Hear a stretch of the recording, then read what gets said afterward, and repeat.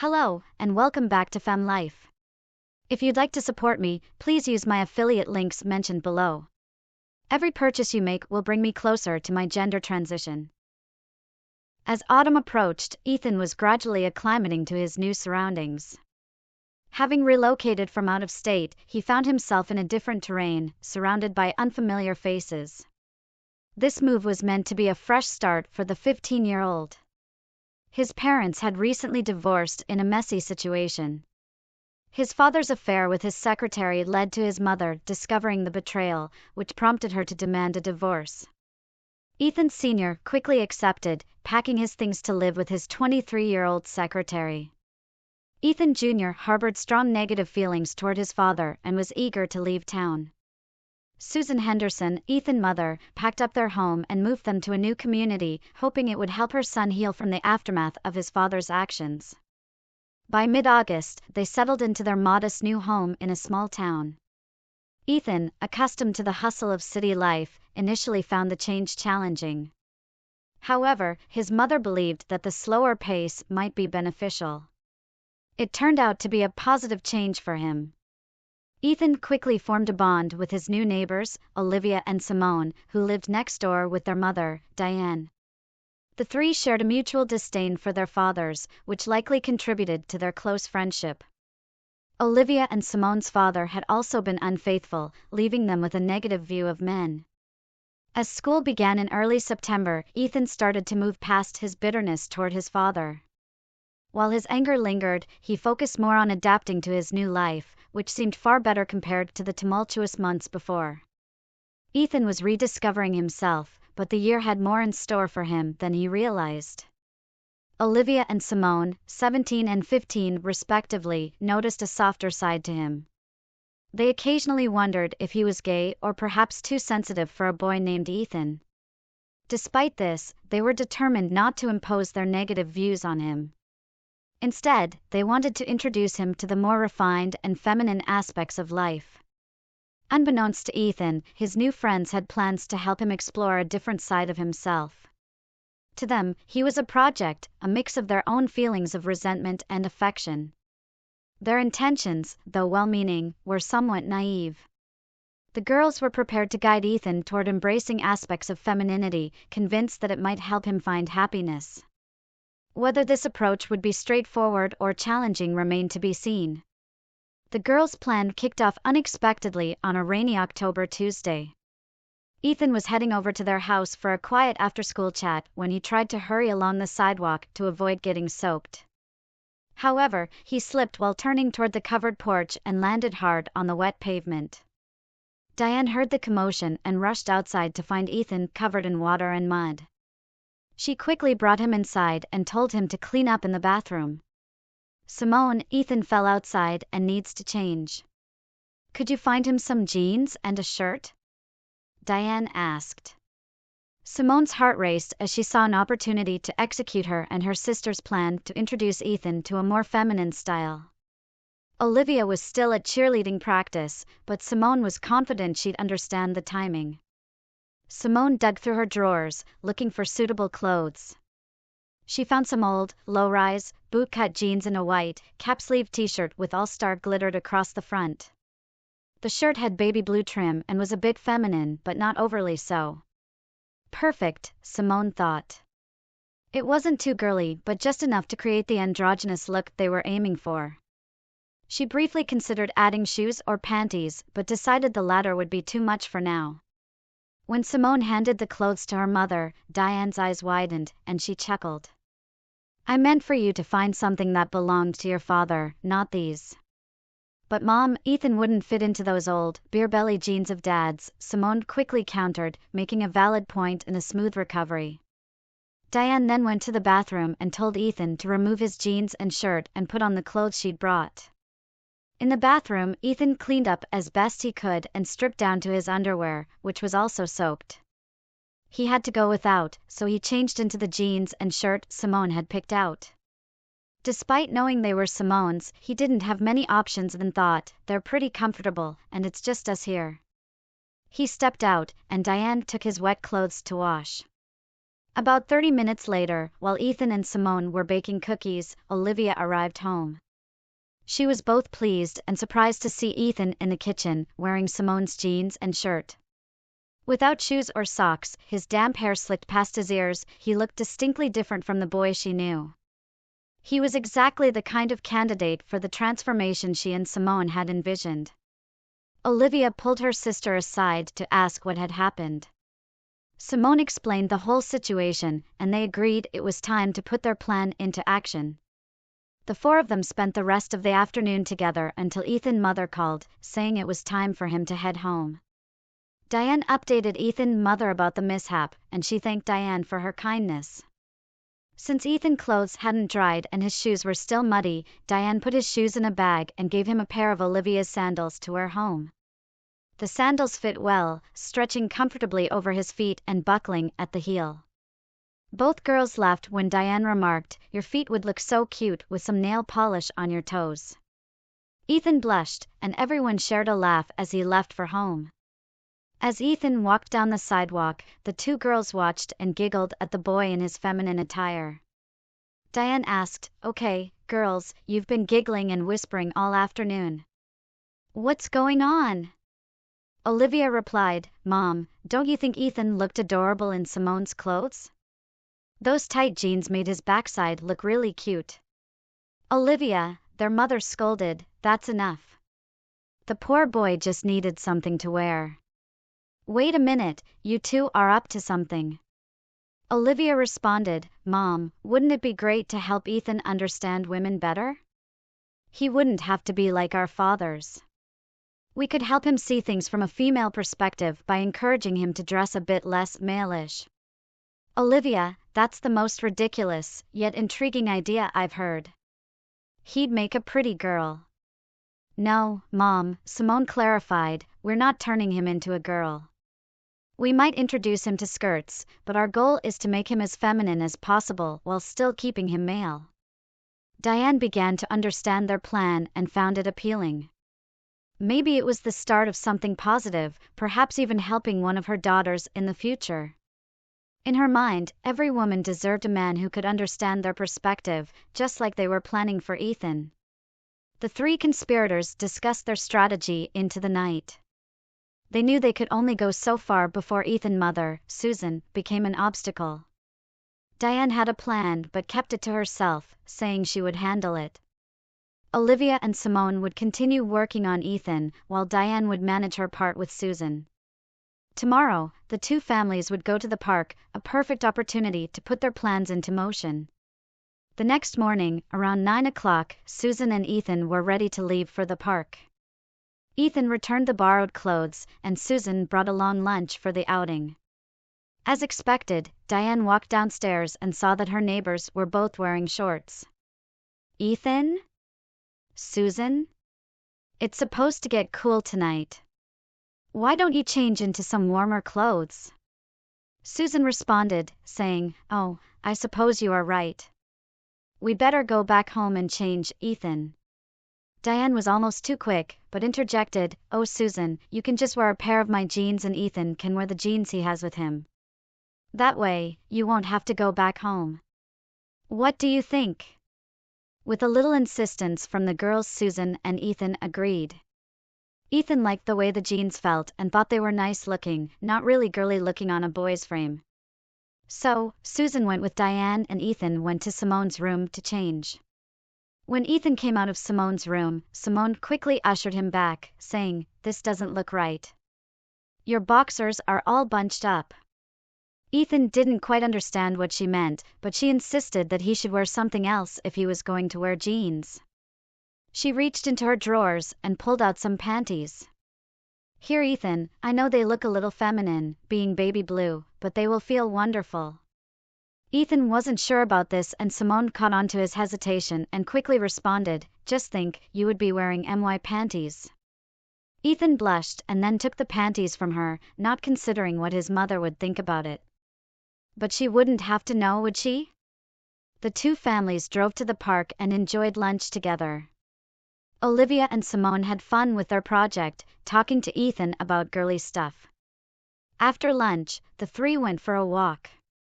As they were walking, Olivia brought up the subject of clothes. "Ethan, Simone's jeans look really cute on you. Have you ever worn any other girl's clothes?" Simone giggled and Ethan blushed. "What's up?" Olivia asked, as if she didn't have a clue. Simone then told how Ethan was wearing panties. Ethan enjoyed the attention and pulled his waistband down for Olivia to see. "Ooh, Ethan, it takes a special man to wear panties. Just think, you can actually say you've been in a girl's panties." The three laughed and walked along. For the rest of the afternoon, Olivia and Simone built Ethan's ego up about wearing Simone's panties and jeans. While the three were out walking, Diane was making her move on Susan. Move was right because Susan played the cards just right to plant an unsuspecting but accepting kiss on Susan. Diane and Susan reached a point in their new friendship that Diane could use to usher in a new Ethan. It was all a part of the plan that was working expertly. While the three teens walked and talked, the two mothers had a long talk. Diane and Susan both expressed their feelings and decided to give this new relationship a chance. Both were bent on hatred toward men and expressed a different desire. They agreed to take it slowly to make sure that this was what they wanted, and then the subject of their children came up. Diane was sure that her girls would understand, but Susan wasn't sure about her Ethan. This was the opportunity for Diane to convince Ethan's mother to unwillingly hatch her and her daughter's plans. "You know, Susan, if Ethan understood women a bit better, he might become more accepting. Imagine if, over the next few months, we gradually encouraged him to embrace more feminine traits. He could eventually become open to your relationships with other women. After all, it would be hard for him to disapprove of an alternative lifestyle if he's living one himself." Susan nodded thoughtfully and added, "And he might also start to let go of his resentment toward his father. In fact, he could even reach a point where he feels he doesn't need a male role model anymore." "Exactly," Diane agreed. "Let's take it slowly and help him appreciate our perspective. The girls will be instrumental, but we'll need your full commitment to this project." The two women sealed their agreement with a kiss, solidifying the fate of Ethan. The day at the park marked a significant step in Ethan's transformation, though he was unaware of the changes ahead. Over time, his appearance, behavior, and attitude toward women would shift, while his gender orientation remained the same. The weekend passed quietly, but change was on the horizon with the start of the new week. On Monday morning, Ethan discovered that his underwear drawer was filled with what appeared to be bikini briefs. They were, in fact, panties. Just then, his mother walked in. "Oh, Ethan, I see you found what I bought for you." Ethan was at a loss for words, but managed to ask, "What is this?" "Well, Simone mentioned that you wore her panties the other day, and since you didn't complain, I figured you must like them." "Do you?" "I'm sure you'll like these even better." Ethan didn't know how to respond, so he simply grabbed a pair of yellow panties and headed for the shower without further questions. The first week went smoothly according to the girls and their mothers. Susan had successfully introduced Ethan to wearing panties, and Olivia and Simone took every chance to praise him for his choice of underwear, framing it as a way to better appreciate women. Little did they realize that their plans had begun to deeply influence Ethan. With the underwear adjustment made, the weekend presented the perfect opportunity for more subtle persuasion. Diane invited Susan and Ethan over for a movie night. Olivia was away at a cheerleading game but would return later. That Friday night, Susan and Ethan went to their neighbor's house for an evening of films. The girls had intentionally rented several chick flicks. Diane and Susan snuggled on the couch, maintaining a flirtatious yet casual demeanor. Throughout the night, the three women discussed makeup, fashion, and other feminine topics, drawing Ethan into the conversations. Ethan eagerly participated, engaging with enthusiasm he hadn't shown in months. After the first movie, Susan proposed giving Simone a manicure. Before her marriage, Susan had worked in a beauty salon, performing manicures, pedicures, and occasional waxing or eyebrow shaping.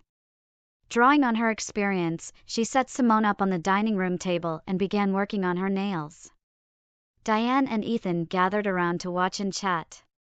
Seizing the opportunity, Susan suggested that Diane learn to do manicures herself. Maybe you could practice on Ethan, she suggested. To Diane's surprise, Ethan agreed.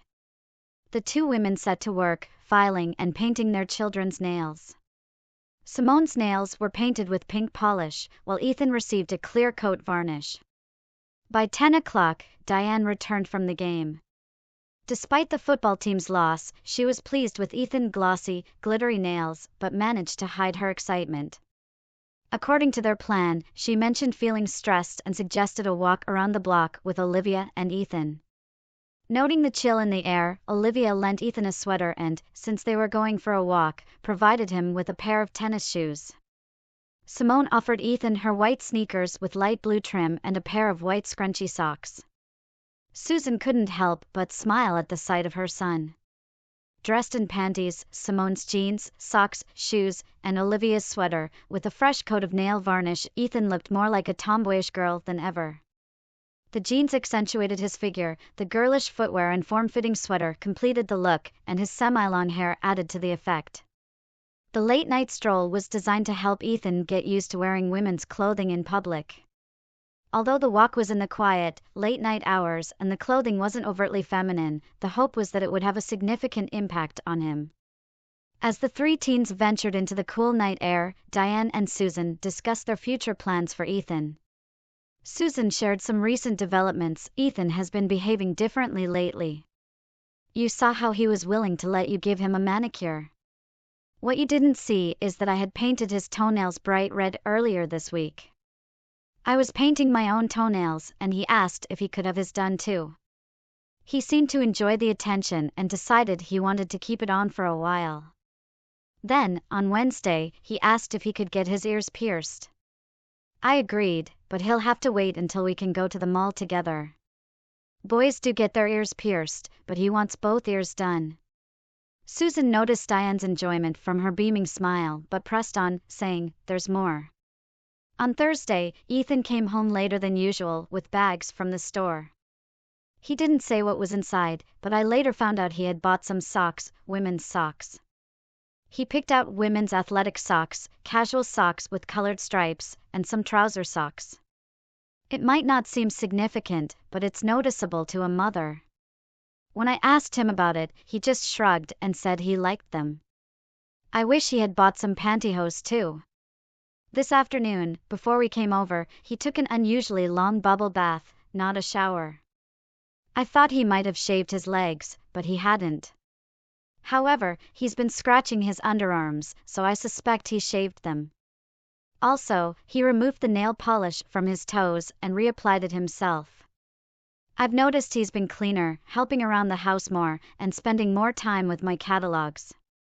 If I didn't know better, I'd say he's advancing our plans more than we are. With this new attention, we might have the boy we've been aiming to create before Christmas, perhaps even more of a girl than we intended. Meanwhile, the three teens were walking around the block. As planned, Simone and Olivia boosted Ethan's confidence by praising his outfit. To their surprise, Ethan opened up about his week and the changes he had undergone. He shared his recent purchases, his nail polish routine, and how he had shaved his armpits. He even mentioned wanting to get his ears pierced and his enjoyment of wearing panties. The girls were thrilled. Olivia seized the moment and suggested that Ethan shave his legs. Initially hesitant, Ethan eventually agreed. I'm not sure what's happening to me, he admitted, but I feel so much more at ease around you too. You make me feel wanted and comfortable. I hope you don't tell anyone, but I wish I could wear these clothes all the time. Simone reassured him, Ethan, we won't tell anyone. Let us help you. Clothes don't define who you are, but they can affect how you feel. If you want to shave your legs and wear women's clothing, that's okay. We can help you do it in a way that's subtle. Most people will still see you as a boy, and you can wear women's clothes as long as it's not too out there, like dresses and skirts. But who knows, you might want to try that sometime, if you're interested. Ethan responded, I don't fully understand what this means, but I want to be different. These clothes are comfortable and give me a feeling I can't explain. Olivia added, Ethan, it sounds like you're just exploring something new. There's nothing wrong with that. If you ever need help, we're here for you. Soon, the three teens returned to the house, where Ethan would continue to reveal himself with the support of 4 influential women. Oh, poor innocent Ethan.